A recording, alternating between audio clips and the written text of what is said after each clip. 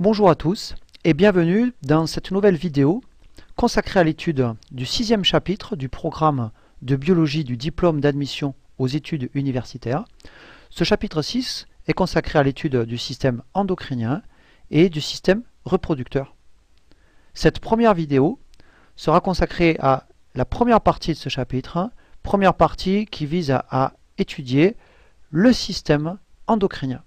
Dans deux autres vidéos, deuxième et troisième partie du chapitre 6, nous étudierons successivement le système reproducteur masculin, puis le système reproducteur féminin. Introduction à ce sixième chapitre pour présenter quelques notions générales sur le système endocrinien et sur le système reproducteur. Question 1. Qu'est-ce que le système endocrinien? Le système endocrinien est un système de notre corps qui est responsable de la production des hormones, les hormones étant représentées par ces petites billes bleues ici sur le schéma. Alors ce système est constitué par un ensemble de glandes endocrines individualisées, par exemple la glande thyroïde ici au niveau du cou, par exemple des glandes qui sont associées au rein, qu'on appelle les glandes surrénales, et nous aurons l'occasion d'étudier ces différents organes endocrines, ces différentes glandes. Alors dans le système endocrine, vous avez aussi d'autres organes qui appartiennent pas spécifiquement au système endocrinien, qui appartiennent à d'autres systèmes, on verra, par exemple au système cardiaque, au système par exemple rénal, au système digestif, mais qu'on peut associer aussi au système endocrinien parce qu'ils sont constitués par des glandes productrices d'hormones. Le système endocrinien est, comme le système nerveux, un système de régulation de l'organisme. C'est-à-dire que c'est un système qui va contrôler un grand nombre de processus.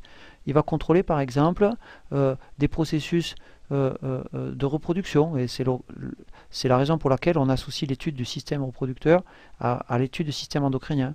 Il va contrôler la croissance et le développement. Il va contrôler les fonctions métaboliques du corps. Il va contrôler aussi, ce système endocrinien, l'équilibre de notre milieu intérieur, en régulant par exemple un certain nombre de paramètres sanguins. Donc vous voyez, système endocrinien, un système de régulation constitué par des glandes endocrines comme la thyroïde au niveau du cou, comme les surrénales au-dessus des reins, produisant des hormones qui contrôlent un grand nombre de processus. Nous verrons que ces hormones sont produites par des cellules endocrines, qu'elles sont transportées dans le sang et qu'elles agissent sur des cellules cibles. Donc pour résumer ici, le système endocrinien, que j'appellerai SE par la suite, est le système responsable de la production des hormones. Hormones, j'appellerai H. Il est constitué de glandes, que j'appellerai GL, endocrines. On reviendra sur cette notion dans la question suivante, telles que la glande thyroïde, les glandes surrénales. Comme le système nerveux, SN, le système endocrinien est un système de régulation de notre organisme. Le système endocrinien contrôle de nombreux processus, contrôle la reproduction. Nous verrons un certain nombre d'hormones impliquées dans la fonction de reproduction. Il contrôle la croissance, on verra l'hormone de croissance par exemple, le développement, le métabolisme, l'équilibre du milieu intérieur. Question 2. Que signifie le terme endocrine et à quel autre terme on peut l'opposer? Alors dans endocrine, vous avez endo qui veut dire à l'intérieur. En effet, on parlera d'endocrine pour une sécrétion de substances qui est déversée, comme dans le sens de la flèche rouge ici, qui est déversée dans la circulation générale, c'est-à-dire qui est déversée dans le sang. Et donc ce sont des substances qui vont rester dans notre corps puisqu'elles vont passer dans notre système circulatoire, qui est un système fermé et qui en permanence maintient ces substances à l'intérieur du corps. Et nous pourrons dire que les hormones produites par les cellules endocrines, les hormones font partie des substances, des sécrétions endocrine. Alors voilà ici une glande endocrine avec sa vascularisation et le sens de la flèche rouge, c'est l'hormone qui va passer de la cellule endocrine vers le sang. Voilà ici une autre hormone organisée, une autre glande organisée différemment, et vous avez la substance hormonale, vous voyez, qui va passer de la cellule endocrine vers les vaisseaux. Il se peut aussi que dans notre corps, nous ayons non pas de véritables glandes individualisées, mais des cellules endocrines isolées, mais elles vont également libérer leurs hormones dans des vaisseaux sanguins. On va opposer le terme endocrine à un autre terme qui est le terme de exocrine. Donc dans exocrine, vous avez exo, extérieur. En effet, on parlera de sécrétions exocrines pour des sécrétions qui sont déversées à l'extérieur de l'organisme. Par exemple, les glandes sudoripares qui produisent la sueur, ben, c'est une sécrétion qui va sortir vers l'extérieur du corps. Et on parlera aussi de sécrétions exocrines quand ces sécrétions vont passer dans une cavité naturelle, par exemple à l'intérieur du tube digestif. Et on dira par exemple que les enzymes digestives sont des sécrétions exocrines de notre corps. Et puis, comme on l'a vu pour les cellules endocrines, il peut exister aussi des cellules exocrines qui sont non pas appartenant non pas à des glandes isolées, enfin des glandes bien déterminées, mais qui forment des cellules exocrines isolées. La différence entre les glandes exocrines et les glandes endocrines, c'est que les glandes exocrines, elles ont toujours un conduit, alors que les glandes endocrines, qui déversent directement dans le sang, sont dépourvues de conduit. Voilà pour ces quelques notions d'endocrinie et d'exocrinie qu'on peut résumer ici. Endocrine signifie la sécrétion d'une substance qui est déversée dans le sang. Les hormones dont on parlera sont des sécrétions endocrines, mais il peut exister aussi des sécrétions endocrines qui ne sont pas des hormones. Hein. On a évoqué par exemple les anticorps qui passent dans le sang, ben, c'est endocrine mais ce n'est pas hormonal. Les glandes endocrines n'ont pas de conduit, contrairement aux glandes exocrines. Et on peut opposer endocrine à exocrine, qui qualifie une sécrétion qui est déversée à l'extérieur de l'organisme, comme la sueur, ou dans une cavité naturelle, comme les enzymes digestives qui sont sécrétées à l'intérieur du tube digestif. Les glandes exocrines sont dotées, elles, de conduits, par opposition aux glandes endocrines. Voilà pour ces quelques points d'introduction sur le système endocrinien et les glandes endocrines. Quelques mots d'introduction aussi sur le système génital, le système qu'on appelle aussi le système reproducteur, et les gonades. Question 3, qu'est-ce que c'est que le système génital? Alors le système génital ou le système reproducteur, c'est le système qui assure la fonction de reproduction. Et dans la seconde partie de ce chapitre 6, on étudiera le système reproducteur masculin. Dans la troisième partie du chapitre 6, on étudiera le système reproducteur féminin. Le point commun entre ces systèmes masculins ou féminins, c'est qu'ils sont constitués à chaque fois par des glandes sexuelles, des gonades. Donc les gonades, ce sont par exemple les ovaires chez la femme et les testicules chez l'homme. Ils sont constitués aussi par des conduits qui vont permettre d'acheminer les produits de ces glandes sexuelles, notamment d'acheminer par exemple les spermatozoïdes chez l'homme, ou d'acheminer les produits de l'ovaire, notamment le gamète femelle dans les trompes chez la femme. Et puis ce sont aussi des systèmes qui sont constitués par des glandes exocrines. Par exemple ici la prostate, c'est une glande exocrine chez l'homme, et il existe aussi chez la femme des glandes, notamment des glandes au niveau vaginal, qu'on appelle les glandes vulvo-vaginales. Donc pour résumer un petit peu cette organisation du système génital, c'est un système qui assure la fonction de reproduction. Il est constitué par des gonades, il est constitué par des glandes exocrines, et il est constitué aussi par des conduits qui pourront véhiculer notamment les produits des glandes exocrines. Donc le système génital, système qui assure la fonction de reproduction, il est constitué par des gonades, des conduits et des glandes exocrines. Alors j'ai parlé plusieurs fois de gonades, on va définir dans la question 4 ce qu'est une gonade. Alors les gonades, ce sont les glandes sexuelles ou les glandes génitales. Et dans l'appareil reproducteur masculin, les gonades mâles, on les appelle les testicules. Donc voilà ici un testicule visible sur cette coupe de profil, et sur cette coupe de face, on voit les deux ovaires qui sont les deux gonades femelles chez la femme. Donc les gonades, ce sont des glandes sexuelles ou glandes génitales, deux testicules chez l'homme, deux ovaires chez la femme. Quelles sont les deux fonctions des gonades? Alors la gonade, elle a une fonction endocrine, et plus précisément la gonade est capable de produire des hormones. Par exemple, le testicule produira de la testostérone. Par exemple, l'ovaire va produire des estrogènes, de la progestérone. Donc ils ont une vraie fonction endocrine. Et puis les gonades ont une autre fonction. Ils sont capables de produire des cellules sexuelles, qu'on appelle les gamètes.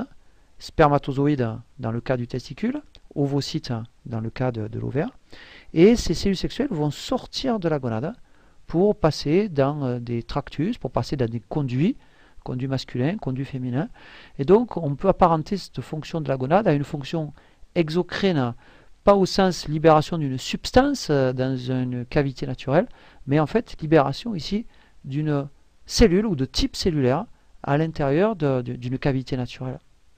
Donc deux fonctions, une fonction exocrine, j'ai mis ici entre guillemets car ce n'est pas l'exocrinie classique qui correspond à une sécrétion de substances, mais à une sécrétion de cellules ici, de gamètes, qui vont être par exemple chez l'homme évacuées vers l'extérieur.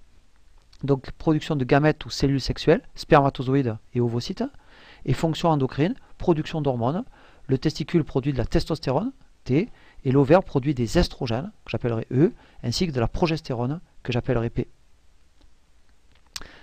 Nous allons dans cette vidéo présenter le système endocrinien, et nous allons tout d'abord présenter les glandes endocrines, qui sont disséminées un peu partout dans l'organisme, et on vous demande de citer dans la question 6, 5 principales glandes endocrines, et pour chacune d'entre elles, donner sa localisation, donner une hormone sécrétée et donner le rôle de cette hormone. Alors voilà ici la présentation anatomique des 5 glandes dont je voulais vous parler ici. Vous avez une glande qui est située au niveau de l'hypophyse ici antérieure et qu'on appelle l'adénohypophyse, qu'on va évoquer dans un instant. Une glande au niveau du cou qu'on appelle la thyroïde et qui est associée à 4 autres glandes qu'on appelle les glandes parathyroïdes. Au-dessus des reins, vous avez des glandes qu'on appelle les glandes surrénales. Et puis vous avez également au niveau cérébral une glande qu'on appelle la glande pinéale, qu'on appelle aussi épiphyse, et qui est donc localisée au niveau du cerveau. Quelles sont les hormones et les rôles des hormones sécrétées par ces 5 glandes endocrines? On va les résumer ici. L'hypophyse, nous allons voir qu'elle produit des hormones notamment capables de stimuler les gonades. La glande thyroïde, elle sera capable de produire une hormone thyroïdienne qui va notamment activer le métabolisme.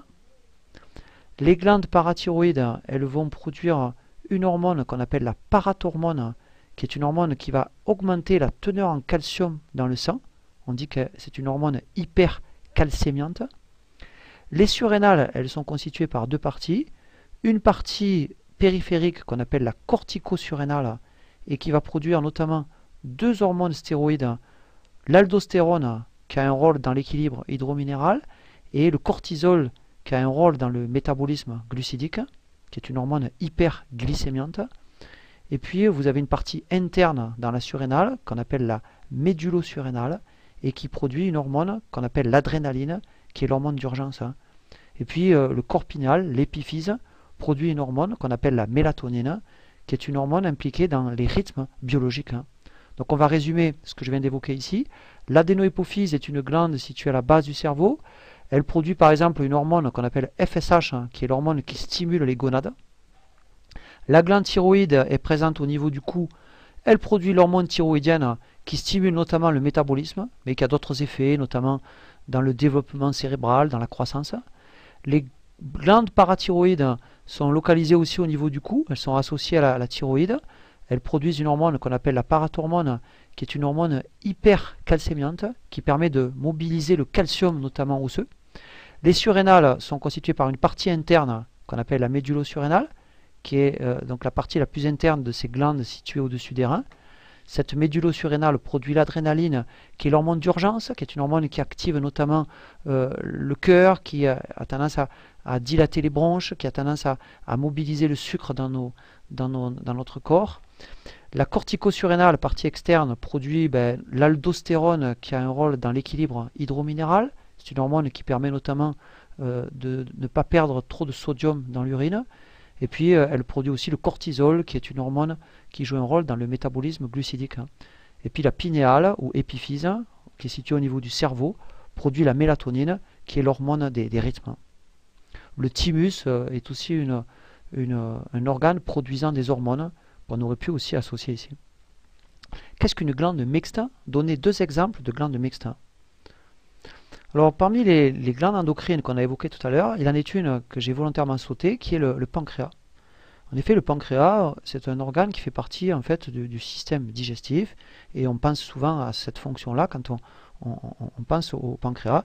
Le pancréas, en fait, il produit les enzymes qui servent à la digestion. Alors quand on étudie le pancréas, notamment quand on fait une étude histologique, c'est-à-dire une étude du tissu, on voit que le pancréas il est constitué essentiellement par des cellules exocrines, qu'on appelle les cellules acineuses, qui sont les cellules qui produisent les enzymes pancréatiques et qui les libèrent dans le canal pancréatique et ensuite qui passent dans la lumière intestinale. Mais vous avez aussi à l'intérieur du pancréas des îlots de cellules qu'on appelle les îlots de Langerhans, les îlots pancréatiques, qui sont constitués, eux, par des cellules endocrines, et notamment qui contiennent des cellules alpha produisant du glucagon et des cellules bêta qui produisent de l'insuline. Le glucagon et l'insuline étant deux hormones pancréatiques. Alors on va dire que le pancréas est une glande mixte parce que certaines cellules sont exocrines, les cellules des acinies, et certaines cellules sont endocrines, les cellules des îlots de Langerhans. Et sur ce schéma qui montre le rôle des hormones pancréatiques, on peut voir que le pancréas est très important dans la régulation de la glycémie. La glycémie, c'est la concentration de glucose dans le sang. Bien soit la glycémie est élevée par exemple, suite à un repas, et à ce moment-là, cette glycémie élevée va stimuler la libération d'insuline par les cellules bêta. L'insuline va passer dans le sang et elle intervient notamment dans la stimulation de la formation du glycogène hépatique à partir du glucose. Donc elle permet de mettre en réserve le sucre et du coup, elle réduit la glycémie. L'insuline, c'est une hormone qui diminue la glycémie, qui est hypoglycémiante. Elle stimule aussi l'absorption ou l'entrée du glucose dans les cellules et l'utilisation de ce sucre. Inversement, quand la glycémie est faible, ça va stimuler la libération par les cellules alpha de glucagon. Et le glucagon, c'est une hormone pancréatique qui va au contraire, par exemple, stimuler la dégradation du glycogène en glucose, ce qu'on appelle la glycogénolyse, qui permet à ce moment-là de fournir du glucose à l'organisme. Et on dira que le glucagon est une hormone hyperglycémiante. On a ici deux hormones antagonistes qui interviennent, l'insuline pour diminuer la glycémie, le glucagon pour augmenter la glycémie. Donc on peut résumer ici une glande mixte comme le pancréas. Il y a un tissu endocrine qui produit des hormones. Dans le cas du pancréas, les hormones pancréatiques sont l'insuline hypoglycémiante et le glucagon hyperglycémiant. Et puis dans la glande mixte, on a un tissu exocrine qui produit des sécrétions exocrines, les enzymes digestives pancréatiques. Alors vous avez dans l'organisme plusieurs organes qui ont une fonction mixte de ce type-là. Nous verrons par exemple que certains organes comme par exemple le rein qui produit l'urine, l'urine c'est des sécrétions exocrines, peut produire aussi des hormones et donc produit aussi, a aussi une activité endocrine. Et puis tout à l'heure, je vous ai dit que les gonades, elles avaient une fonction endocrine, production d'hormones, et qu'elles libéraient aussi des cellules à l'extérieur. Donc c'est une fonction exocrine un peu particulière, mais on pourrait dire que les gonades, elles ont aussi cette double activité. Donc une glande mixte, elle contient un tissu endocrine et un tissu exocrine. Et l'exemple à retenir, c'est le pancréas qui sécrète des hormones, l'insuline qui diminue la glycémie, le glucagon qui augmente la glycémie, mais le pancréas sécrète aussi des enzymes digestives. Et on aurait pu citer aussi l'exemple des gonades, bien que la fonction exocrine des gonades est discutable dans le sens où ce ne sont pas des molécules sécrétées, mais des cellules qui sont sécrétées. Donnez 4 exemples d'organes dont les fonctions sont tout autres que la production d'hormones, mais qui contiennent des cellules productrices d'hormones. En effet, dans notre organisme, il existe d'autres systèmes, comme le système digestif, le système rénal, le système cardiaque, qui sont des systèmes qu'on ne classe pas dans le système endocrinien, et pourtant, dans les organes de ces systèmes, il existe des cellules, parfois isolées, productrices d'hormones, et c'est ce que je vais vous montrer à travers 4 exemples. Premier exemple, c'est l'estomac. Dans la partie basse de l'estomac, vous avez des cellules endocrines qui produisent une hormone qu'on appelle la gastrine, qui est une hormone protéique. Et cette hormone va passer dans le sang et elle va stimuler l'activité de la partie haute de l'estomac, qui est l'activité de production d'acide chlorhydrique, HCl, qui est un composé très important qui intervient notamment dans la digestion gastrique. Donc voilà, ici, l'estomac, c'est un organe du système digestif, mais il produit des hormones. L'intestin grêle, le petit intestin, fait partie du système digestif, mais il comporte dans sa paroi des cellules endocrines, notamment des cellules endocrines qui produisent la sécrétine, qui est une autre hormone protéique, qui va activer la sécrétion des enzymes pancréatiques que j'ai évoquées tout à l'heure, et qui permet au moment de la digestion d'accroître la production des enzymes qui permettront la digestion des nutriments contenus dans l'intestin. Donc l'intestin grêle, il a aussi une fonction endocrine. Le rein, sa fonction c'est de produire l'urine qui va passer dans l'urétère et puis dans la vessie, mais il contient aussi des cellules endocrines qui produisent une hormone qu'on appelle l'érythropoïétine ou EPO, qui est une hormone qui stimule la formation des globules rouges. Et notamment, lors d'un séjour en haute altitude, cette production est activée. C'est ce qui vous permet d'avoir plus de globules rouges quand vous êtes en haute altitude. Et c'est d'ailleurs dans les entraînements des sportifs, un des objectifs des stages en haute altitude, pour avoir plus de globules rouges, donc plus d'hémoglobine, donc plus de fixation d'oxygène, pour évidemment avoir une amélioration des performances physiques. Le cœur, c'est un organe du système cardiovasculaire. Il contient aussi, au niveau de l'oreillette, des cellules endocrines qui produisent en fait un peptide qu'on appelle le peptide atrial. Atrial, c'est l'oreillette. Natriurétique, qui permet de produire de l'urine salée. Cette hormone, l'ANP, va notamment favoriser la diurèse, c'est-à-dire l'élimination d'urine, et va aussi favoriser l'élimination du sodium au niveau rénal. Elle a un rôle un peu opposé à l'aldostérone qui au contraire permettait de conserver le sodium. Donc du coup on peut donner 4 exemples. L'estomac qui produit une hormone qui est la gastrine, on l'a vu, qui stimule la sécrétion d'acide chlorhydrique par ce même estomac. L'intestin grêle qui va contenir les nutriments à digérer, mais qui active par la sécrétine la production des hormones pancréatiques qui viennent digérer ces nutriments. Les reins qui produisent l'érythropoïétine, hormone qui permet d'augmenter le nombre de globules rouges. L'érythropoïèse, c'est la production des globules rouges. Et le cœur qui produit par son oreillette une hormone qu'on appelle l'ANP et qui participe à l'équilibre hydrique. Elle augmente la perte d'eau quand l'organisme est trop hydraté et elle augmente la perte de sodium quand l'organisme a une surdose de sodium dans le sang. Je vais vous présenter un complexe important qui est le complexe hypothalamo-hypophysaire. Et premièrement, je vais vous montrer que l'hypothalamus est un centre qui est connecté à l'hypophyse. Question 9, qu'est-ce que l'hypothalamus et est-ce qu'il constitue une glande endocrine classique? Alors voilà ici une représentation de notre encéphale avec ici le cortex, ici le cervelet, ici le tronc cérébral. Et cette zone particulière ici, on l'appelle l'hypothalamus. C'est en fait un centre nerveux qui est situé à la base du cerveau et qui remplit de nombreuses fonctions nerveuses.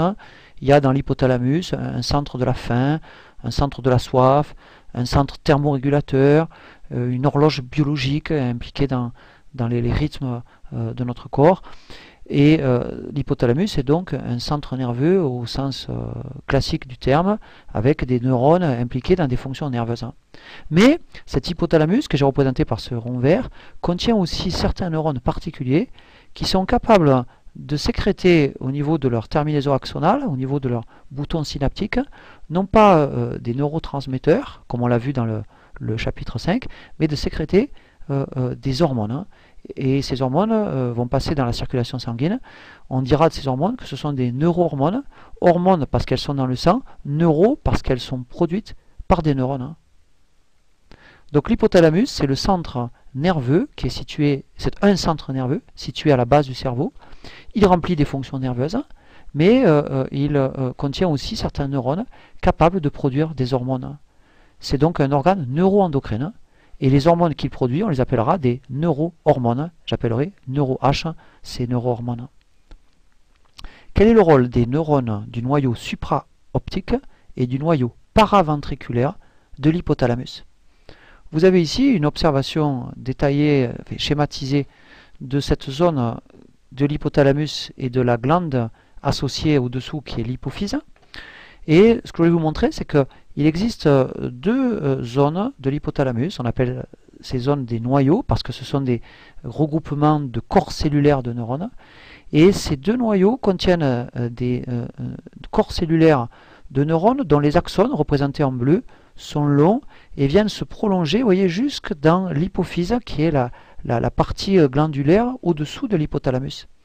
Ces deux noyaux, on les appelle les noyaux paraventriculaires et noyaux supraoptiques. Et ces neurones représentés en bleu vont produire, en fait, vont libérer dans la circulation générale deux neurohormones qui sont l'ocytocine et l'ADH. Et nous verrons dans un instant le rôle de ces deux neurohormones. Donc on résume, ces deux noyaux, le noyau supraoptique et le noyau paraventriculaire, sont constitués en fait de corps cellulaires, de soma, de neurones, N c'est neurones, synthétisant deux neurohormones peptidiques, l'ADH et l'ocytocine.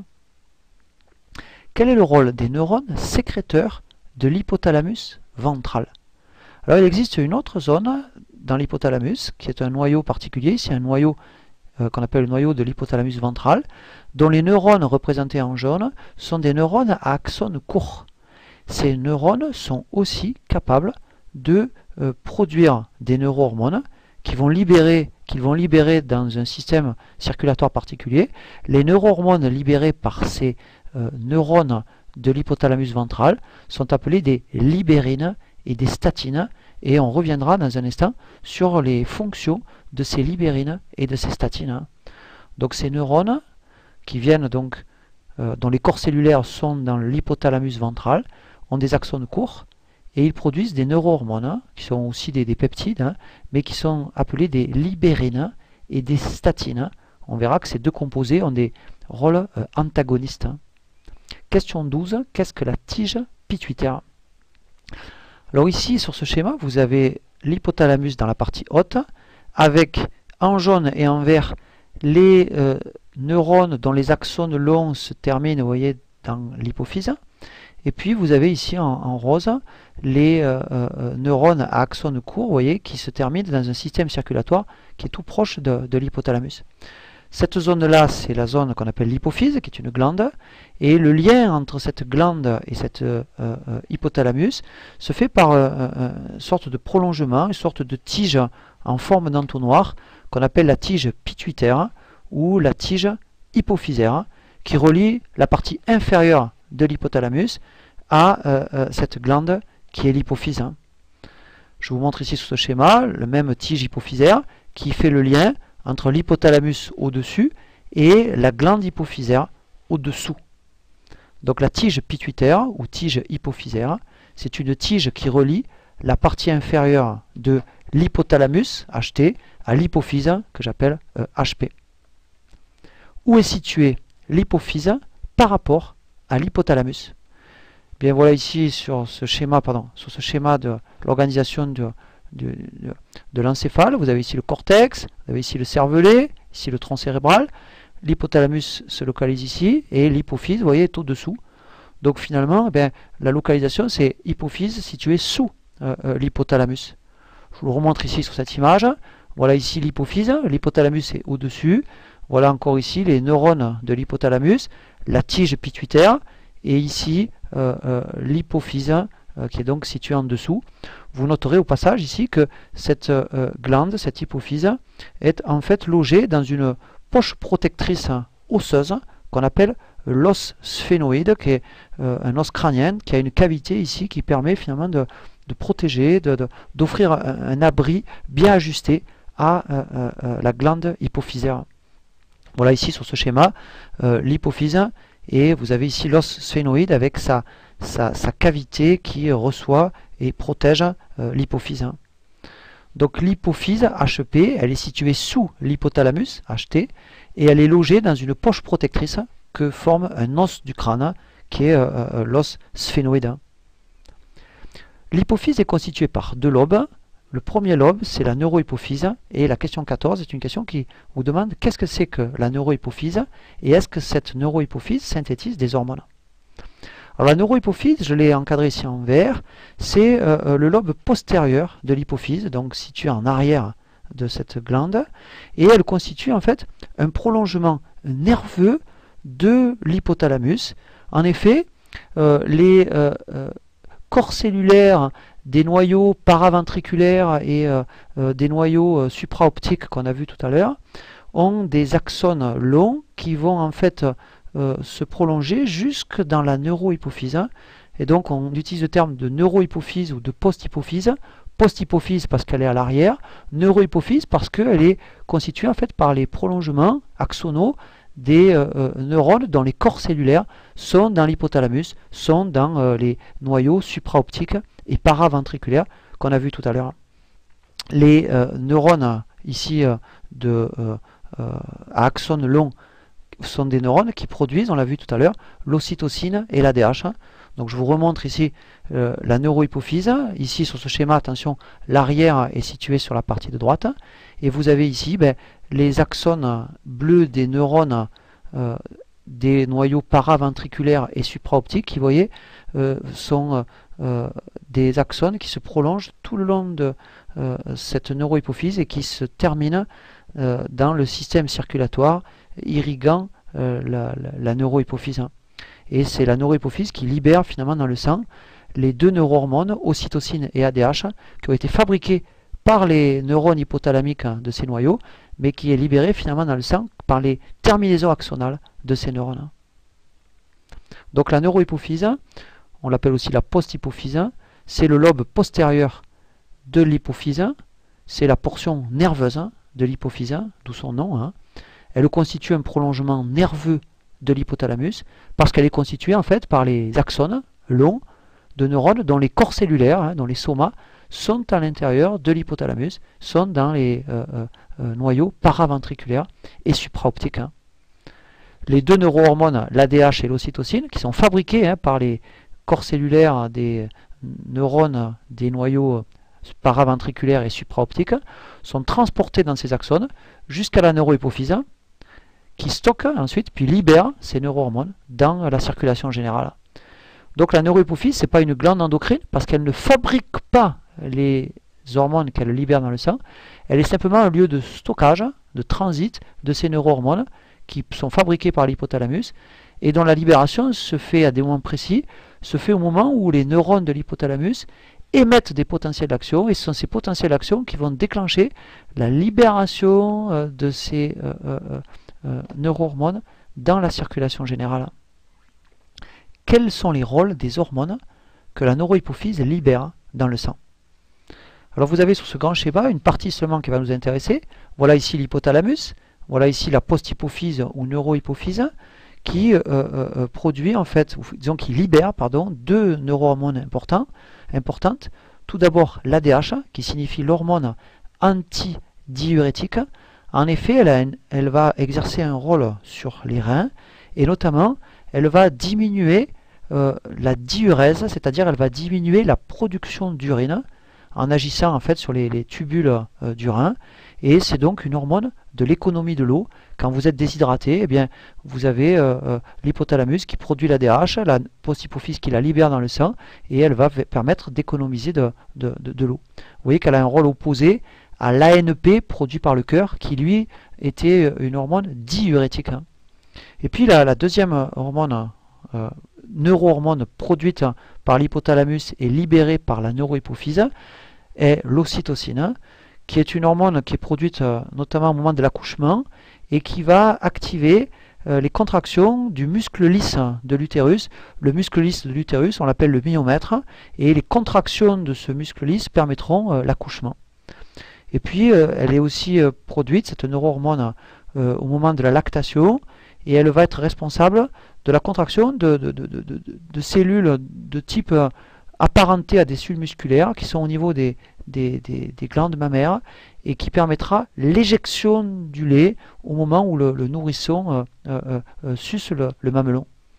Donc on va résumer ici, deux neurohormones produites par l'hypothalamus, libérées par la neurohypophyse, l'ADH, qui est une hormone qui diminue la production d'urine, et l'ocytocine, qui stimule les contractions du muscle de l'utérus, le myomètre, au moment de l'accouchement, et qui stimule aussi les cellules apparentées aux cellules musculaires des glandes mammaires et qui sont responsables de l'éjection, c'est-à-dire de la sortie du lait. nous avons vu le premier lobe de l'hypophyse, qui est la post-hypophyse ou neurohypophyse. Quelques mots sur l'adéno-hypophyse, et on va démarrer avec une comparaison avec la neurohypophyse. Qu'est-ce que l'adéno-hypophyse et quelle est sa différence essentielle avec la neurohypophyse d'un point de vue fonctionnel? Alors, la neurohypophyse, elle était située à l'arrière, on l'appelle la post-hypophyse. L'adéno-hypophyse, elle est située à l'avant de l'hypophyse, donc on l'appelle aussi l'anté-hypophyse, on dit aussi adéno-hypophyse. Donc post-hypophyse, lobe postérieur de l'hypophyse, adéno-hypophyse ou anté-hypophyse, lobe antérieur de l'hypophyse. L'autre différence importante, c'est que dans l'adéno-hypophyse, représentée ici, vous avez des cellules qui n'existent pas dans la neurohypophyse, qui sont des cellules endocrines, des cellules capables de fabriquer des hormones, cellules hormonopoïétiques, c'est-à-dire des cellules, véritables cellules endocrines, productrices d'hormones, qui vont libérer ensuite des hormones dans la circulation sanguine. Alors que la neurohypophyse, elle, ne produit aucune hormone, elle ne fait que libérer dans la circulation générale des neurohormones qui ont été fabriquées par des neurones de l'hypothalamus. Donc ici, les hormones qui sont fabriquées par les cellules endocrines de l'adénohypophyse sont très variées. Vous avez, voyez, 6 hormones qui sont mentionnées ici et qu'on aura l'occasion tout à l'heure de traiter.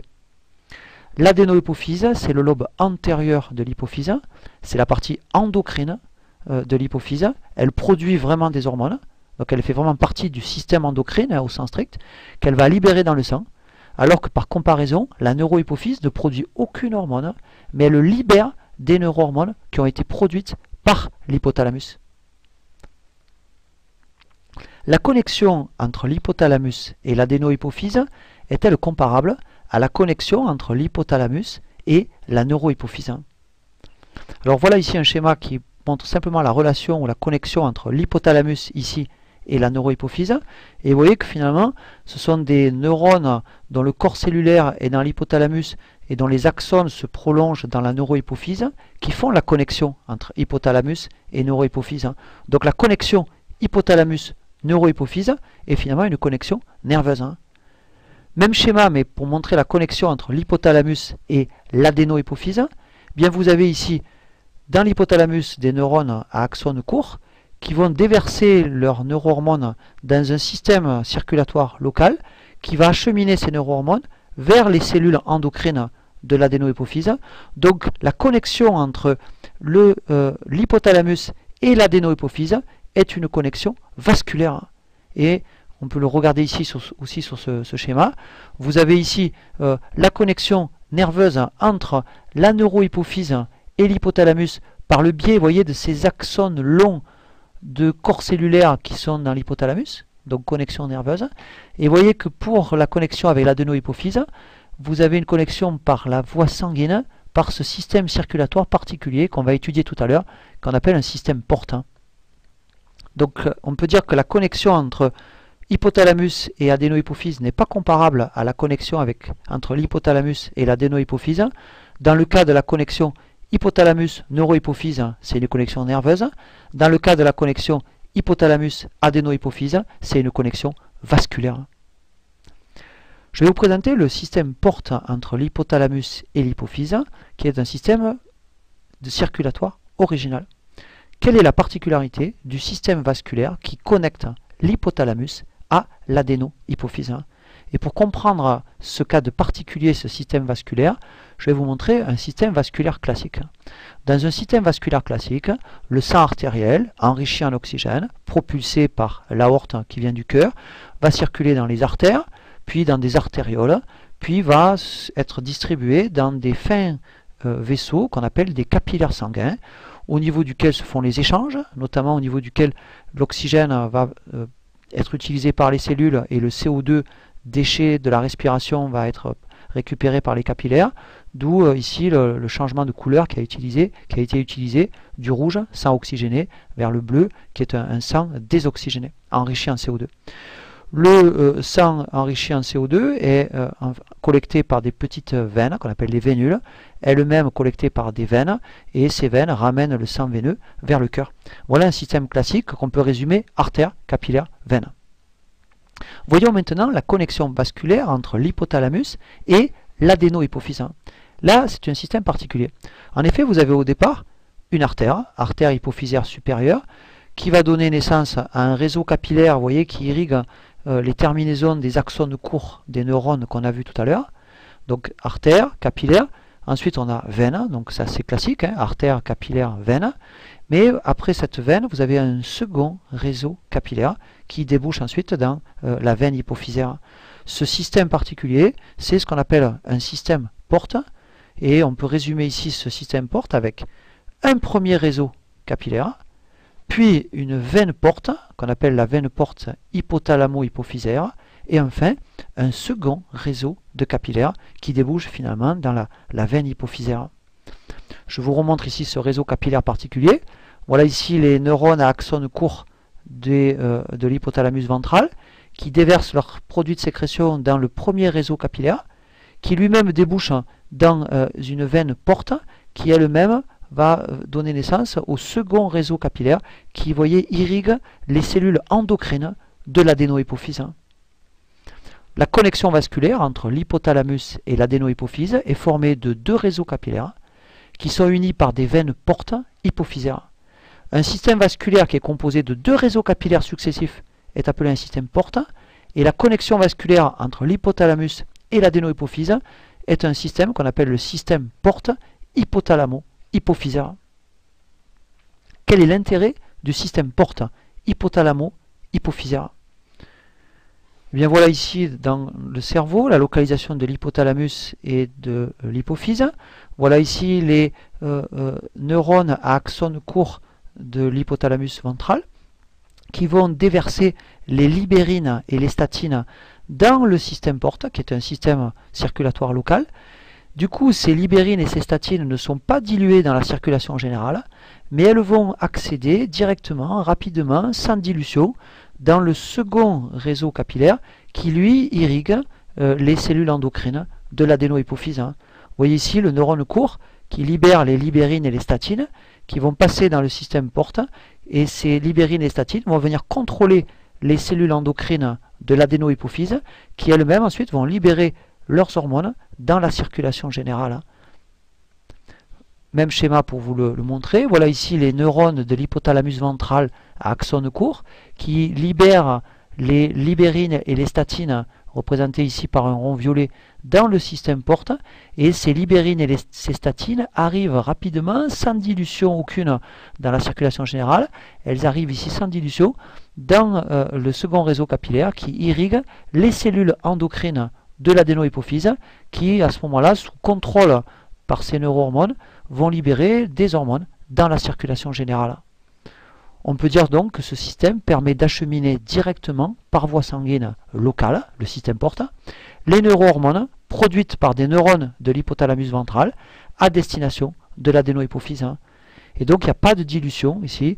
Les neurohormones de l'hypothalamus vont ainsi pouvoir réguler, activer ou freiner, on verra, l'activité des cellules endocrines de l'adénohypophyse. Une façon de résumer ce que je vous expliquais ici. Voilà ici représenté l'hypothalamus ventral, en vert le corps cellulaire des neurones à axones courts, ici la terminaison de ces neurones courts, qui vont sécréter les neurohormones que je représente par un triangle rouge, qui sont soit des libérines, soit des statines. Les libérines, on les appelle aussi des RH, des hormones de libération, des releasing hormones, le terme anglais, qui ont pour fonction d'aller activer les cellules endocrines de l'adénohypophyse. Et puis les IH ou statines, ce sont des neurohormones d'inhibition qui vont au contraire freiner l'activité endocrine des cellules de l'adénohypophyse, lesquelles vont ensuite libérer dans la circulation générale des hormones. Donc ces neurohormones produites par les neurones à axones courts de l'hypothalamus ventral, ce sont des peptides qui peuvent soit stimuler, on les appelle à ce moment-là des libérines, ou RH, Releasing Hormone, ou qui peuvent inhiber, on les appelle à ce moment-là des statines, ou IH, Inhibiting Hormone, qui peuvent donc soit stimuler, soit inhiber la sécrétion des hormones de l'adénohypophyse. Et selon la nature des hormones, on aura un certain type de libérine et un certain type de statine. Alors nous allons voir ici les grands axes hypothalamo-adéno-hypophysaire.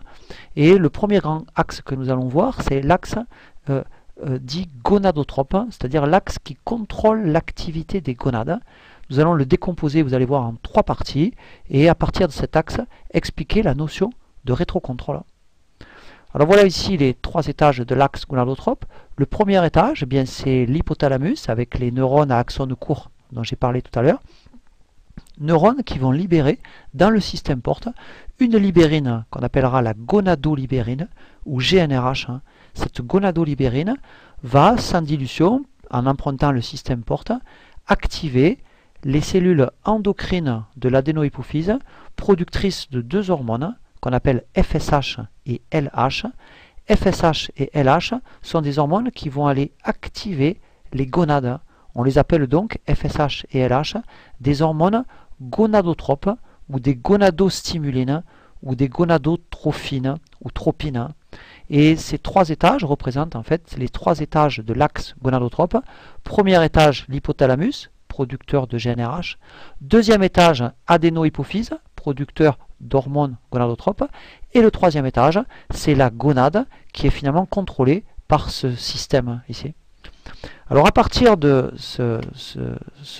cet axe gonadotrope, on peut évoquer un mécanisme très important dans le fonctionnement des axes endocriniens, qui est le système de rétrocontrôle, et en général qui est un système de rétroinhibition. En effet, les hormones gonadiques produites ici vont pouvoir exercer un contrôle sur l'adénohypophyse, c'est-à-dire sur la sécrétion de FSH-LH, et sur l'hypothalamus, c'est-à-dire sur la sécrétion de GnRH, ce qui permet finalement un mécanisme de retour par contrôle, en général par contrôle négatif, si bien que souvent, par ces systèmes-là, les taux d'hormones gonadiques restent relativement constants, relativement modestes. On verra que c'est un système très important, par exemple, dans le maintien d'une concentration constante de testostérone chez l'homme. Donc 3 étages dans l'axe gonadotrope, des neurones de l'hypothalamus qui sécrètent dans le système porte une neurohormone qu'on appelle la GnRH ou gonadolibérine, des cellules endocrines de l'adénohypophyse qui sont stimulées par GnRH et qui libèrent dans la circulation générale les gonadostimulines, FSH et LH, qu'on aura l'occasion de reprendre. Et puis le troisième étage, les gonades, dont l'activité est stimulée par FSH et par LH. Leur rétrocontrôle, ces hormones gonadiques vont réguler la sécrétion de GnRH au niveau de l'hypothalamus et de FSH-LH au niveau de l'adénohypophyse, et de tels rétrocontrôles vont se retrouver pour les autres axes endocriniens que nous allons présenter maintenant. Question 21. Quel axe hypothalamo-adénohypophysaire est impliqué dans la croissance du corps? Décomposer cet axe en 3 étages. Et bien cet axe de croissance du corps, c'est ce qu'on appelle l'axe somatotrope, avec des neurones à axone court de l'hypothalamus qui libèrent dans le système porte une neurohormone qui est la somatolibérine. Cette somatolibérine vient activer des cellules endocrines de l'adénohypophyse qui sont des cellules productrices d'une hormone appelée l'hormone de croissance ou GH, Growth Hormone. Cette hormone va aller agir sur de nombreux organes, notamment par exemple elle va stimuler dans le foie la production de facteurs locaux qu'on appelle des somatomédines et qui vont être à leur tour responsables de la prolifération mitotique de certaines cellules et qui seront donc impliquées dans la croissance osseuse musculaire. 3 étages de l'axe somatotrope, l'hypothalamus qui sécrète GHRH ou la somatolibérine, puis des cellules endocrines de l'adénohypophyse qui sont stimulées par GHRH et qui libèrent dans la circulation générale l'hormone de croissance, la GH, et puis les organes cibles, 3e étage de la GH, qui produisent à leur tour des facteurs de croissance permettant finalement une multiplication cellulaire et une croissance par exemple osseuse ou musculaire. Quel axe hypothalamo-adénohypophysaire est impliqué dans la lactation? Décomposer cet axe en 3 étages. Toujours le même système. Des neurones de l'hypothalamus sécréteurs d'une neurohormone, en fait il y a plusieurs types de neurohormones qu'on peut englober sous le terme de prolactolibérine. Ces neurohormones vont aller activer l'activité des cellules endocrines à PRL, qui est une hormone qu'on appelle la prolactine. La prolactine est libérée dans la circulation générale, elle va stimuler les glandes mammaires qui à leur tour produisent le lait. On est dans l'axe prolactinotrope ou mammotrope avec 3 étages, hypothalamus qui produit la prolactolibérine, adénohypophyse qui produit la prolactine et glande mammaire qui produisent le lait. 3 étages de cet axe, l'hypothalamus sécrète les PRF, ce qu'on appelle les PRF, c'est les prolactine releasing factors. Des cellules endocrines de l'adénohypophyse stimulées par ces PRF libèrent dans la circulation générale la prolactine ou PRL et les glandes mammaires, 3e étage, stimulées par la prolactine, produisent le lait. Quel axe hypothalamo-adénohypophysaire stimule l'activité endocrine de la glande thyroïdienne? Et on vous dit de décomposer cet axe en 3 étages. Eh bien, c'est toujours le même système, mais l'axe aura un autre nom. On l'appellera l'axe thyréotrope, parce qu'on contrôle ici la thyroïde. Premier étage, des neurones à axone court de l'hypothalamus produisent et libèrent dans le système porte une libérine qu'on appellera la thyréolibérine, laquelle active au niveau de l'adénohypophyse des cellules endocrines productrices d'une hormone qu'on appelle la TSH, ou thyréostimuline. Cette hormone, par la circulation générale, va venir stimuler les cellules de la glande thyroïde qui elles-mêmes produisent les hormones thyroïdiennes, lesquelles vont activer le métabolisme. On retrouve toujours les 3 étages pour un axe qu'on appelle ici l'axe thyréotrope. L'hypothalamus sécrète la thyréolibérine, ou TRH, puis des cellules endocrines de l'adénohypophyse stimulées par la TRH libèrent dans la circulation générale la thyréostimuline. Et enfin, la glande thyroïde, stimulée par la TSH, va sécréter les hormones thyroïdiennes, qui sont des hormones qui notamment augmentent le métabolisme et ont des effets aussi, par exemple, sur le développement cérébral. Question 24. Quel axe hypothalamo-adénohypophysaire stimule l'activité endocrine de la cortico-surrénale et est décomposée toujours en 3 étages. Toujours pareil. Neurone à axone court de l'hypothalamus produisant une libérine qu'on appellera la corticolibérine, laquelle, par le système porte, va accéder aux cellules endocrines de l'adénohypophyse productrice d'une hormone qu'on appelle la corticostimuline, ou ACTH, parce qu'elle va activer non seulement la production de cortisol, mais aussi d'aldostérone par les corticosurrénales, mais c'est surtout le cortisol qu'elle va activer. Elle va activer donc les corticosurrénales, productrices de cortisol, et le cortisol va notamment être une hormone à effet métabolique. Elle active notamment le foie, elle a des effets hyperglycémiens, et elle a aussi des effets anti-inflammatoires.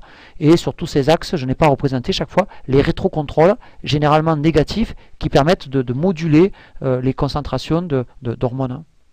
Donc ici, voilà le rétrocontrôle mentionné.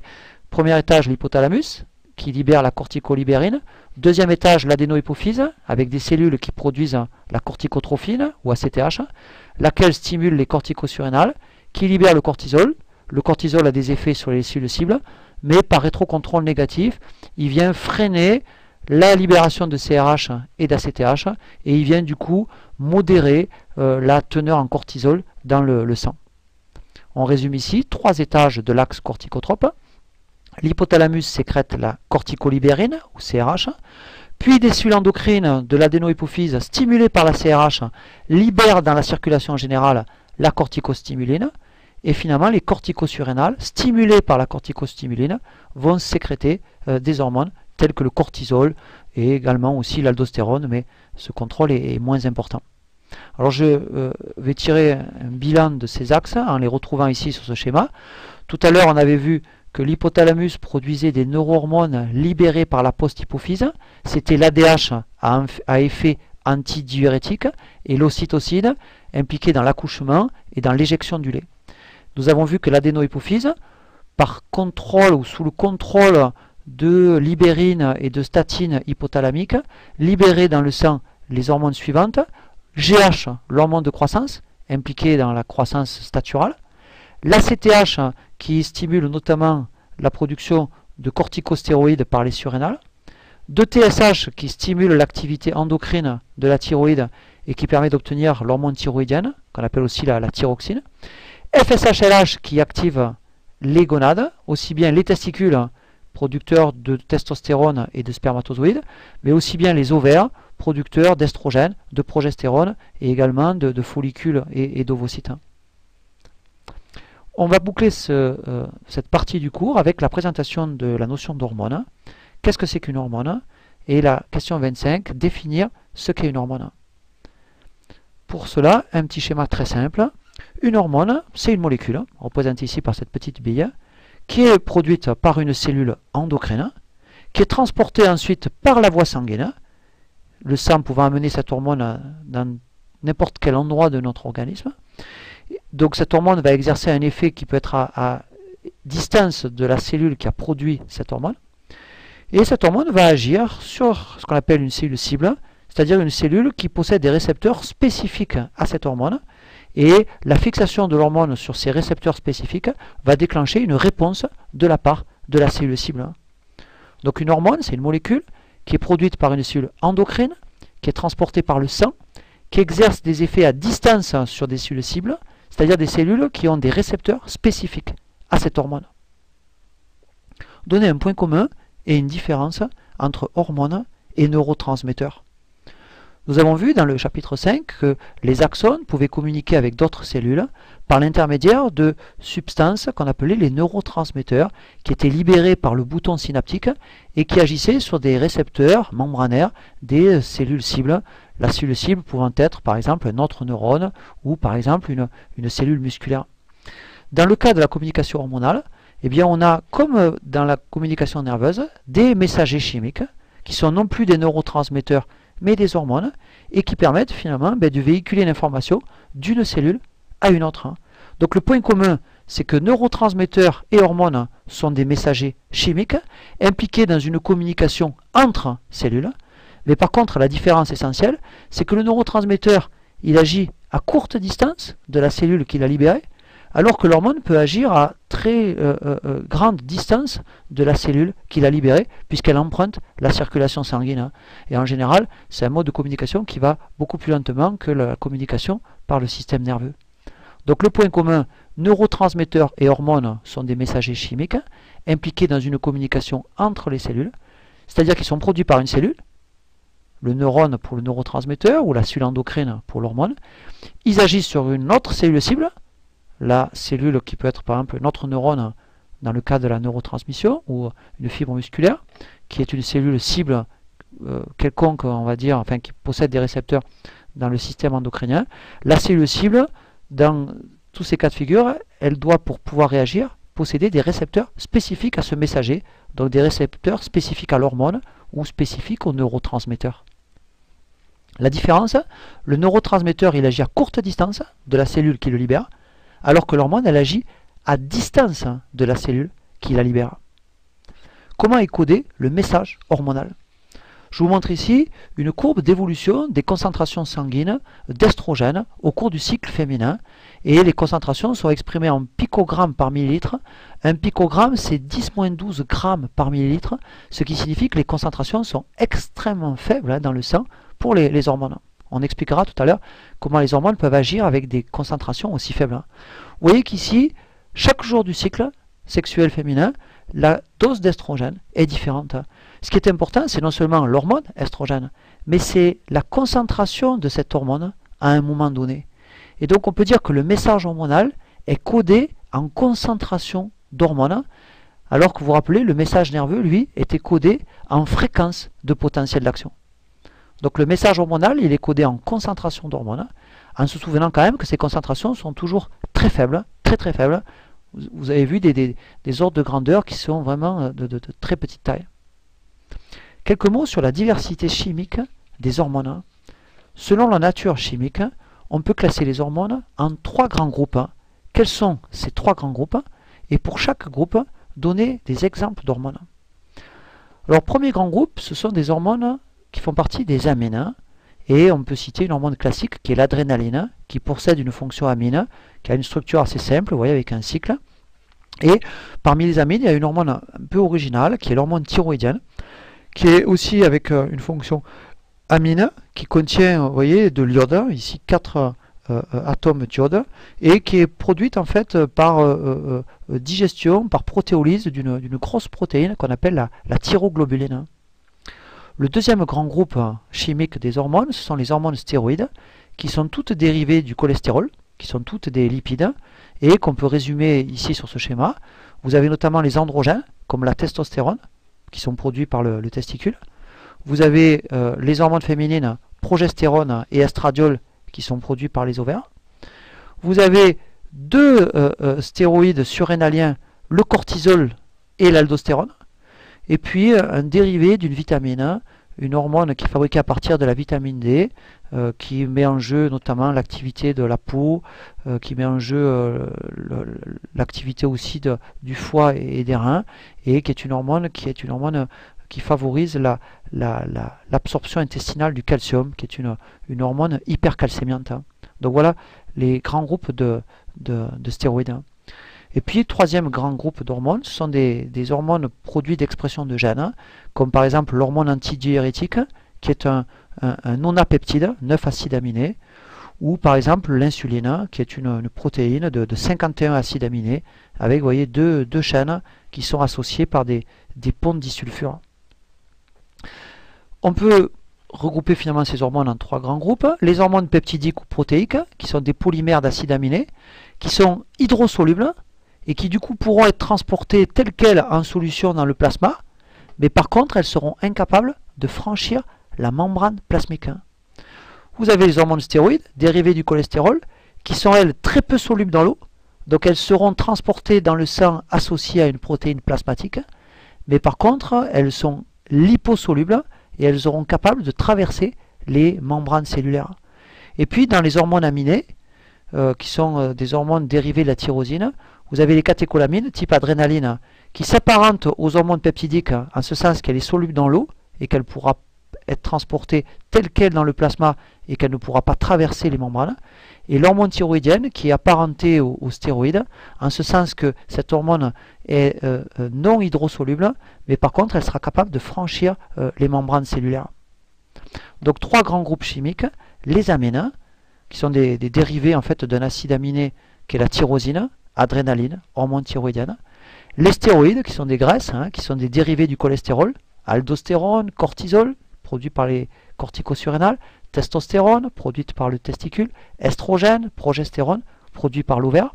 Des peptides, comme l'ADH, neurohormone hypothalamique libérée par la neurohypophyse et à effet antidiurétique, et des protéines, comme l'insuline, hormone pancréatique à effet hypoglycémiant.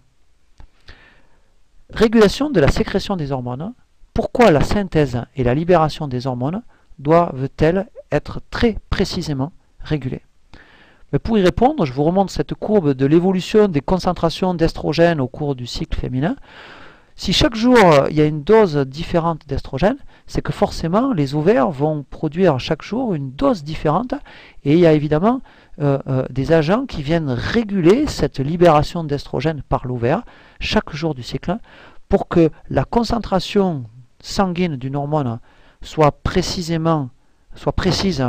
et pour que la concentration d'une hormone ait une valeur informative, il faut évidemment qu'en permanence, cette concentration soit précisément régulée.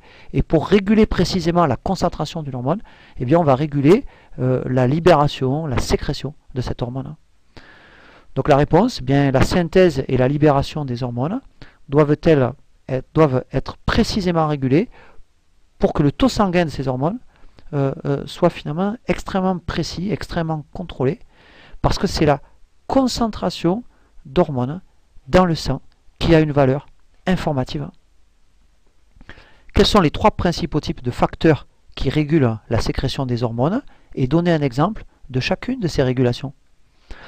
Premier exemple ici, on l'a vu avec les grands axes hypothalamo-adéno-hypophysaires, on a vu des glandes thyroïdes, corticosurrénales, gonades, qui produisaient des hormones, et cette libération d'hormones était contrôlée en fait par d'autres hormones. La thyroïde, on avait une hormone qui était la TSH qui contrôlait. La corticosurrénale, on avait une hormone qui était l'ACTH qui contrôlait. Les gonades, on avait LH, FSH qui contrôlait. Donc la sécrétion d'une hormone peut être contrôlée par une autre hormone. Un autre cas de figure, c'est ici illustré par l'exemple des 4 glandes parathyroïdes. Quand la teneur en calcium diminue dans le sang, les glandes parathyroïdiennes se mettent à sécréter l'hormone PTH, l'hormone parathyroïdienne, qui a pour fonction d'augmenter la calcémie dans le sang. Et donc le stimulus qui déclenche la libération, c'est la baisse de calcium dans le sang. Là, le stimulus, c'est une substance sanguine. On dit que c'est un contrôle humoral, mais ce n'est pas un contrôle hormonal. On aurait pu prendre aussi l'exemple des cellules à insuline. Quand le taux de glucose augmente dans le sang, les cellules à insuline sont activées et sécrètent l'insuline dans le sang, laquelle diminue ensuite la glycémie. Et puis il y a un troisième cas de figure, avec un exemple dans notre organisme, c'est un contrôle de sécrétion d'hormones par le système nerveux. Et plus précisément en fait par un nerf qu'on appelle le nerf splanchnique, qui est contrôlé en fait par le système nerveux sympathique, et qui fait partie en fait du système nerveux sympathique. Et ce système nerveux, ce nerf splanchnique, va directement activer la libération de l'hormone médullosurrénalienne, qui est l'adrénaline, ce qui permet d'avoir une sécrétion d'adrénaline extrêmement rapide. Et dans des conditions par exemple de stress à court terme, bien ce système est activé et vous avez tout de suite l'adrénaline qui apparaît dans le sang parce que sa libération a été déclenchée par le système nerveux. Vous avez en fait une synapse, on l'a vu dans le chapitre 5, qu'on appelle une synapse neuroglandulaire, où le neurotransmetteur stimule la libération de l'hormone ici. Je vous résume ces trois modes de régulation. Premier mode de régulation, une hormone, représentée par cette petite astérix. Elle est dans le sang, elle vient agir sur la cellule endocrine, et elle vient contrôler, par exemple stimuler, la libération de l'hormone par la cellule endocrine. Deuxième possibilité, c'est une régulation par un ion, par exemple le calcium, par un métabolite, par exemple par le glucose, et cet ion, ce glucose, vont contrôler la libération, par exemple, de parathormones ou d'insuline. Et le troisième cas de figure, c'est le contrôle par un neurone. Ce neurone, il va propager des potentiels d'action qui, quand ils arrivent dans le bouton synaptique, déclenchent la libération d'un neurotransmetteur qui va aller activer la libération d'hormones. Ça, c'est le cas des cellules à adrénaline de la médullosurrénale. Donc, trois régulateurs. Un régulateur de nature hormonale. Une hormone, par exemple, peut stimuler la sécrétion d'une autre hormone. L'exemple, c'est la LH, qui est une hormone produite par l'adénohypophyse, une hormone gonadotrope, qui stimule la sécrétion de testostérone par le testicule, par exemple. Deuxième régulateur de nature humorale, c'est-à-dire des substances qui sont dans le sang, mais qui ne sont pas des hormones. Exemple, l'augmentation de la glycémie provoque la libération d'insuline. Autre exemple, la diminution de la calcémie provoque la libération de parathormones. Et troisième régulateur de nature nerveuse, en situation de stress, par exemple, le système nerveux sympathique va provoquer la sécrétion d'adrénaline, hormone d'urgence, par la médullosurrénale. La synthèse et la libération de la plupart des hormones sont régulées par un processus de rétroinhibition. Qu'est-ce que c'est que ce processus de rétroinhibition? Voilà un axe, j'ai pris l'exemple de l'axe thyréotrope, celui qui vient contrôler la glande thyroïde. On a vu tout à l'heure, l'hypothalamus produit une neurohormone qui est la TRH, qui stimule les cellules de l'hypophyse produisant la TSH, laquelle stimule les cellules de la thyroïde qui produisent l'hormone thyroïdienne, laquelle va agir sur ces cibles en permettant par exemple la croissance, le développement, en stimulant le métabolisme. Eh bien, l'hormone thyroïdienne, elle est capable d'exercer un rétrocontrôle, par exemple, sur l'hypophyse et plus précisément sur les cellules productrices de TSH. Vous voyez, le contrôle aller ici, c'est un contrôle positif, et le contrôle retour, le rétrocontrôle, est négatif, ce qui permet finalement de moduler, de stabiliser la concentration d'hormones thyroïdiennes dans le sang. Bien ça, c'est un système très classique de rétroinhibition pour réguler le taux d'hormones dans le sang. Donc on peut résumer ici, quand un stimulus, par exemple dans notre schéma précédent, quand la TSH déclenche la sécrétion d'une hormone, par exemple d'hormone thyroïdienne, dont la concentration sanguine va augmenter, puisqu'on a un stimulant qui l'a activé, du coup ce taux sanguin élevé d'hormones, ce taux élevé par exemple d'hormones thyroïdiennes, va exercer une inhibition de la libération de cette hormone, par exemple en freinant la libération de TSH. Et un tel mécanisme de rétroinhibition permet de stabiliser la concentration sanguine d'hormones. On en verra dans l'axe gonadotrope chez l'homme, on en verra dans l'axe gonadotrope chez la femme. Il y a un moment chez la femme, un moment de l'ovulation, où on aura un rétrocontrôle non pas négatif, mais positif, qui est tout à fait important pour pouvoir déclencher l'ovulation. Quatrième point sur les hormones, la dégradation des hormones. Qu'est-ce qu'on appelle la demi-vie d'une hormone et est-ce qu'elle est identique pour toutes les hormones? Alors, les hormones, elles vont être dégradées après avoir été libérées dans la circulation générale et on peut mesurer la concentration d'hormones dans le sang et voir que progressivement, cette concentration diminue au cours du temps.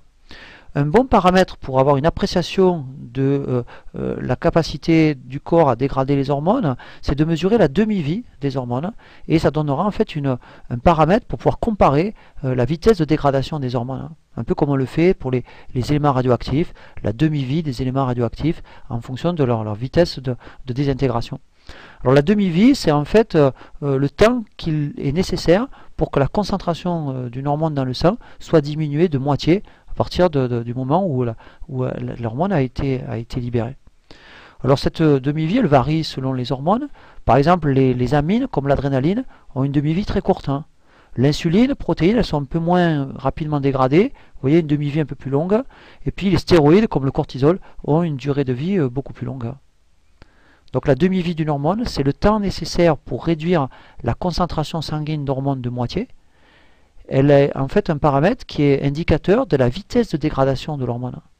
Et en général, les demi-vies sont toujours courtes parce que les hormones sont toujours rapidement dégradées, bon, plus ou moins rapidement selon leur nature chimique, mais il est important que l'hormone, une fois qu'elle est agie, bien, puisse être dégradée pour que le signal ne soit pas maintenu dans l'organisme.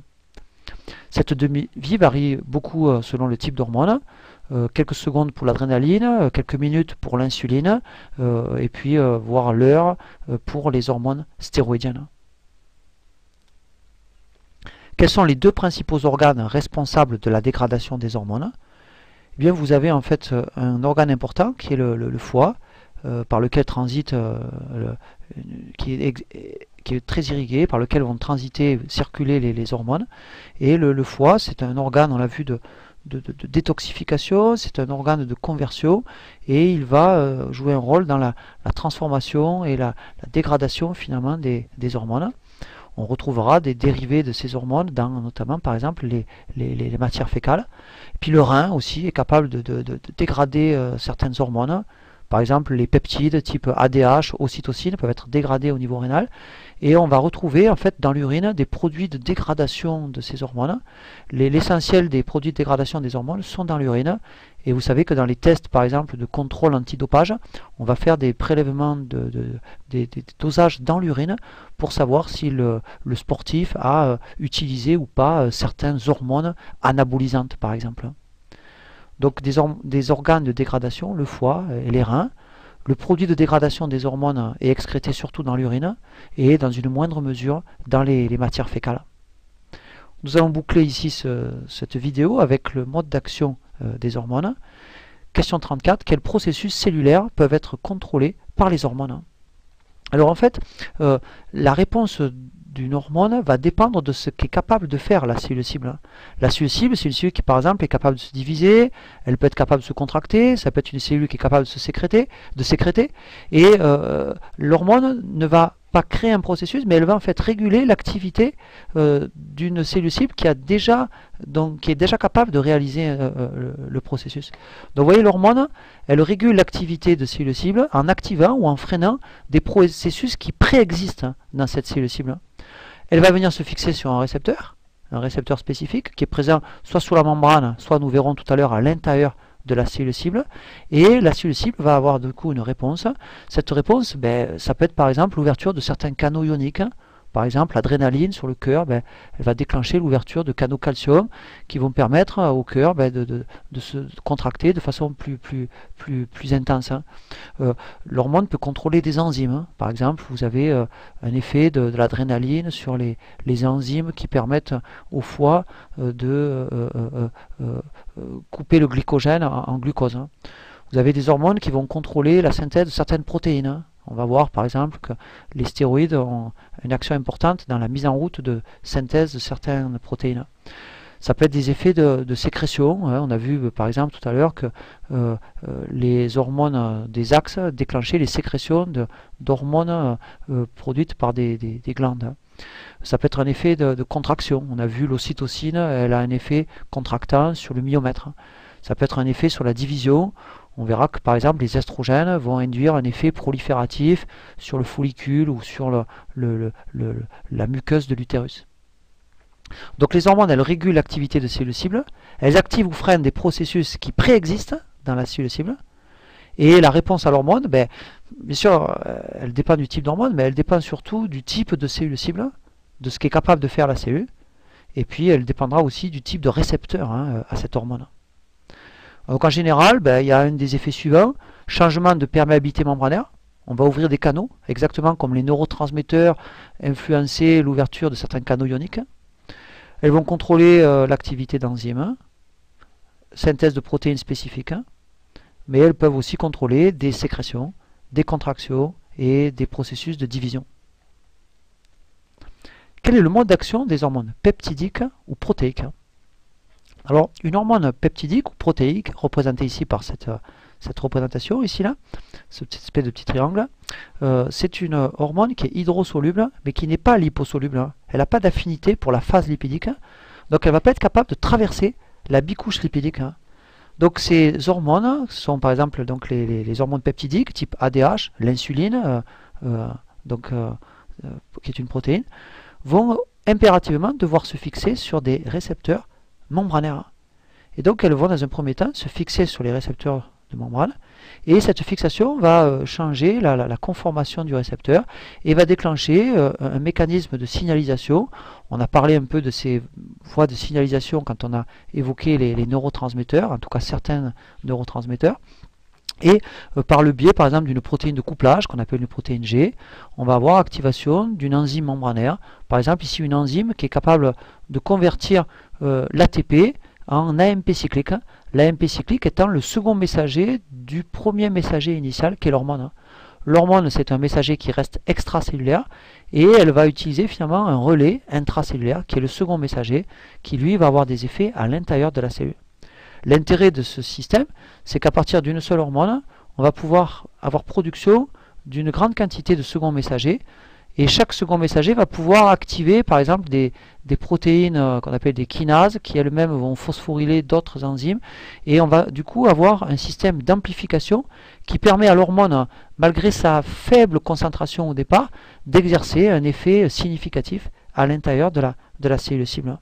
Ce système de signalisation, on parle de système de transduction du signal. Et ces hormones à récepteurs membranaires et à second messager vont pouvoir exercer notamment des effets relativement rapides en contrôlant par exemple ici un canal ionique, en contrôlant des enzymes. Mais par contre les effets sont en général peu durables parce que notamment la demi-vie de ces hormones est relativement courte. Donc ces hormones peptidiques et protéines, elles sont solubles dans l'eau, mais pas solubles dans les graisses. Donc elles ne peuvent pas traverser la bicouche lipidique. Elles se fixent obligatoirement sur des récepteurs spécifiques qui sont membranaires, qui sont des protéines transmembranaires. Cette fixation déclenche dans la cellule cible une voie de signalisation qu'on appelle la voie de transduction du signal, qui va conduire à la formation d'un second messager, qui est un messager intracellulaire. Ce second messager, c'est le relais du premier messager, extracellulaire. Le premier messager, c'est l'hormone de départ. Le second messager, c'est le relais de l'hormone. Ce système de transduction permet d'amplifier le signal hormonal de départ, ce qui explique que l'hormone puisse agir à très faible dose, et ça permet à une hormone de conduire à la production de beaucoup de molécules du même second messager. Chacune de ces molécules va pouvoir activer un certain nombre de protéines, et la cascade s'amplifie. Cette amplification explique qu'une hormone puisse agir à faible dose. Les hormones peptidiques ou protéiques, qui exercent donc des effets par le biais de récepteurs membranaires et de seconds messagers, ont des effets généralement rapides, contrôle de canaux, contrôle d'enzymes, des effets peu durables, notamment parce que leur demi-vie est courte. Quel est le mode d'action des hormones stéroïdes? Les hormones stéroïdes, représentées ici par ce symbole, sont des lipides, dérivés du cholestérol. Ce sont des hormones qui sont liposolubles, donc elles sont capables de traverser la bicouche lipidique de la membrane plasmique. Elles peuvent donc traverser la membrane plasmique et elles vont se fixer ensuite à des récepteurs qui sont présents dans les cellules cibles et qui sont des récepteurs donc intracellulaires. Le complexe formé entre l'hormone et le récepteur va se fixer ensuite sur une séquence régulatrice de l'ADN présente dans certains gènes, qui sont des gènes cibles à ces hormones.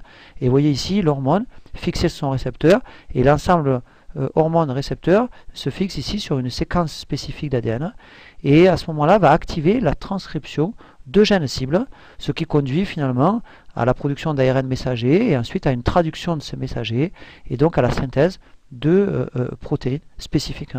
Ces hormones ont un mode d'action plus lent, mais elles ont aussi un mode d'action plus durable que les hormones peptidiques ou protéiques. Donc ces hormones sont liposolubles ou hydrophobes, elles ne sont pas solubles dans l'eau mais dans les graisses. Elles peuvent traverser la membrane, elles se fixent sur des récepteurs qui sont en général dans le cytosol et qui se déplacent ensuite, une fois qu'ils ont fixé l'hormone, dans le noyau. Le complexe hormone-récepteur se fixe par une séquence précise du récepteur sur une séquence régulatrice d'ADN et met en route la transcription. Parfois, vous avez aussi des répressions de transcription qui se font par ces hormones, ce qui conduit à la synthèse de protéines spécifiques, et vous avez à ce moment-là une partie de l'expression des gènes qui se met en route sous l'influence de ces stéroïdes. Les hormones stéroïdes ont un mode d'action plus lent, mais plus durable que les hormones peptidiques ou protéiques. On termine avec deux hormones un peu particulières, l'adrénaline et les hormones thyroïdiennes. L'adrénaline, c'est une amine, mais elle a des propriétés communes en fait avec les peptides et les protéines. Elle se fixe en fait sur un récepteur membranaire qui mettra en jeu un second messager, et on est dans le système comparable à celui que j'ai évoqué tout à l'heure pour les hormones peptidiques ou protéiques, et c'est un mode d'action avec un effet rapide. Par contre, les hormones thyroïdiennes, elles, qui sont capables de traverser les membranes, vont se fixer sur un récepteur intracellulaire qui, comme pour le récepteur des stéroïdes, va venir se fixer sur certaines séquences spécifiques d'ADN et activer, mettre en route la transcription de certains gènes, et donc va permettre la synthèse de protéines particulières. L'adrénaline agit donc par le même mode d'action que les hormones peptidiques ou protéiques, et les hormones thyroïdiennes se comportent comme des hormones stéroïdes avec des récepteurs intracellulaires à action transcriptionnelle qui activent la transcription de gènes cibles. Nous avons terminé la présentation du système endocrinien. Dans les deux prochaines vidéos du chapitre 6, nous présenterons d'une part le système reproducteur masculin, puis le système reproducteur féminin. Je vous remercie de votre attention et à très bientôt pour une nouvelle vidéo.